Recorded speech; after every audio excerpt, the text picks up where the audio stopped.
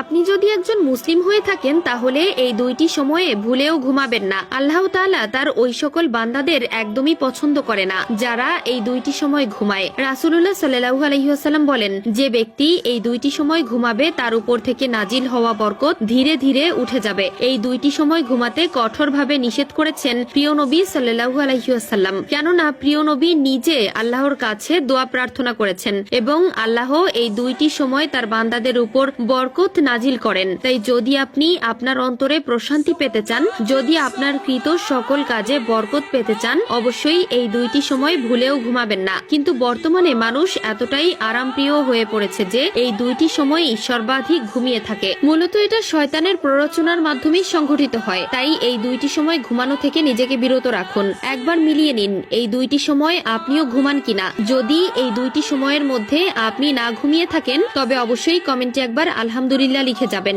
এবং যদি আপনার পরিচিত কারো এই দুইটি সময়ে ঘুমের এই কুঅভ্যাসটি থেকে থাকে তাদের কাছে ভিডিওটি শেয়ার করে তাদেরকে সাবধান করে দিন। তো চলুন ভিডিওটি শুরু করা যাক। প্রিয় দর্শক, প্রতিনিয়ত আমরা রাত জেগে কত আনন্দ, বিনোদন, পার্টি কিংবা কত কিছুই না করে থাকি, কিন্তু একবার চিন্তা করে দেখেছেন আমার আপনার করা এই কাজটির জন্য আল্লাহ তাআলা অসন্তুষ্ট হচ্ছে কিনা? তাই রাত জাগা বন্ধ করে রাত্রে তাড়াতাড়ি ঘুমানোর চেষ্টা করুন এবং আল্লাহ ও তার প্রিয় নবীর বলা এই নিষিদ্ধ দুইটি সময় ঘুমানো পরিহার করুন। কারণ আপনার আয় রুজিতে যদি বরকত আল্লাহ তাআলা তুলে দেন তাহলে আপনার দুঃখের কোনো শেষ থাকবে না। তো যেই দুইটি সময়ে ঘুমানো যাবে না সেই দুইটি সময়ের মধ্যে প্রথম সময়টি হচ্ছে ফজরের নামাজের পর। ফজরের নামাজের পর কখনোই ঘুমিয়ে পড়বেন না, কারণ আপনি যদি আপনার রিজিকের মধ্যে বারাকা আনতে চান এবং নিজেকে সচ্ছল করতে চান তাহলে অবশ্যই ফজরের নামাজের পরে ঘুমানোর অভ্যাস ত্যাগ করতে হবে। কেননা এই সময় আসমান থেকে ফেরেশতারা জমিনে নেমে আসে এবং বান্দার রিজিক বন্টন করে দিয়ে থাকে। আপনার পেশা যাই হোক না কেন সেখানেই আল্লাহ তাআলা বরকত ঢেলে দেয়। আর যদি আপনি ফজরের নামাজের পরে ঘুমিয়ে থাকেন তাহলে আপনার জন্য নাজিল হওয়া আল্লাহর পক্ষ থেকে যে বরকতময় রিজিক ছিল